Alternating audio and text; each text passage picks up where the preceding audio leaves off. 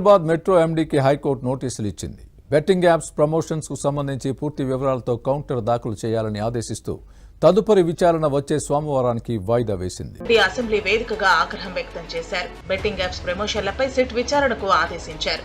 ఈ నేపథ్యంలో మెట్రో రైల్లో బెట్టింగ్ యాప్స్ ప్రమోషన్స్ పై తెలంగాణ హైకోర్టులో పిల్ దాఖలైంది. మెట్రోలో బెట్టింగ్ ప్రమోషన్స్ చేయడంపై అడ్వకేట్ నాగూర్బాబు ఈ పిల్ దాఖలు చేశారు. అడ్వకేట్ నాగూర్బాబు దాఖలు చేసిన పిల్పై విచారణ తెలంగాణ హైకోర్టు చేపట్టింది. ఈ మేరకు అడ్వకేట్ నాగూర్బాబు కోర్టుకు తన వాదనలు వినిపించారు. Hyderabad metro rail limited board directors పై సిబిఐ ఎంక్వైరీ వేయాలని పిల్లో పేర్కొన్నారు. రోజుకి 5 లక్షల మంది ప్రయాణించే మెట్రో రైల్లో ఐఏఎస్, ఐపీఎస్ లు బోర్డు ఆఫ్ డైరెక్టర్స్ గా ఎలా ప్రమోషన్ అనుమతిస్తున్నారని ప్రశ్నించారు. హెచ్ఎంఆర్ఎల్ లేదా అనుబంధ సంస్థలు ఇల్లీగల్ బెట్టింగ్స్ యాప్స్ ప్రమోట్ చేయడానికి ఎన్ని కోట్లు తీసుకున్నారో ఈడీ దర్యాప్తు చేయాలని పిటిషనర్ కోరారు. రాష్ట్రంలో తెలంగాణ గేమింగ్ అమెండ్మెంట్ యాక్ట్ 2017 అమల్లో ఉందని అడ్వకేట్ నాగూర్బాబు కోర్టుకు తెలిపారు. మరోవైపు మెట్రో రైళ్లలో 2022 తర్వాత బెట్టింగ్ యాప్ ప్రకటనలు ప్రదర్శించలేదని హైదరాబాద్ మెట్రో రైలు సంస్థ తరపు న్యాయవాది కోర్టు దృష్టికి తీసుకెళ్లారు.